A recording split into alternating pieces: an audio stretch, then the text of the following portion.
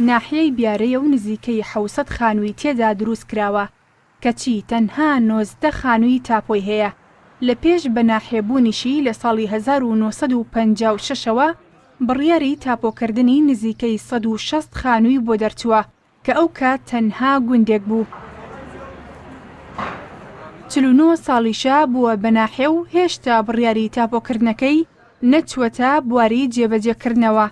بەڵام ئێستا تاپۆی هەڵەبجە بە هاوکاری ئیدارەی ناحیەکە دەیانەوێت ئەو خانوانەی کە بڕیارەکە دەیانگرێتەوە تاپۆ بکرێت.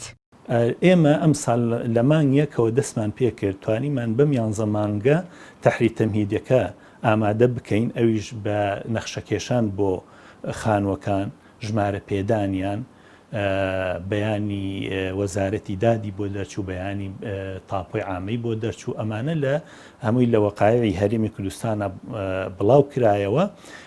وەلحاصل ئێستا وای لێ هاتووە شتەکە ڕێکارەکە ئەنجام دراوە لەسەری ساڵەوە ئێمە ئەتوانین ئەو هاوڵاتیانەی کە خاوەنی مڵکەکانن بێن عەریزە تەقدیم بکەن بۆ بەڕێوەبەراتی تاپۆی هەڵەبجە. بەپێی بڕیارەکە بێت ئەو خاوەن خانوانەی کە داواکاری پێشکەش دەکەن بۆ تاپۆکردنی خانوەکانیان دەبێت لە ڕێگای لیژنەیەکەوە نرخەکەی بخەمڵێنرێت و دواتر لە بەرامبەر پێدانی تاپۆکەدا لە سەدادوی ئەو نرخە خەمڵێنراوە لە خاوەنەکەی وەردەگیرێت.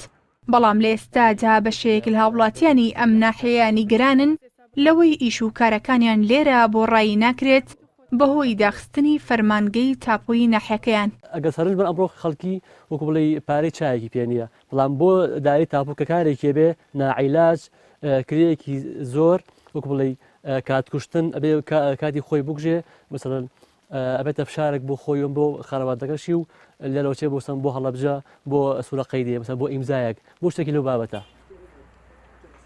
فەرمانگەی تاپۆی بیارە لە سەرەتای ساڵی 2013 کرایەوە بۆ ڕایکردنی ئیشوکاری هاوڵاتیانی هەورامان، بەڵام دوای نزیکەی 3 ساڵ لە کارکردن داخرا.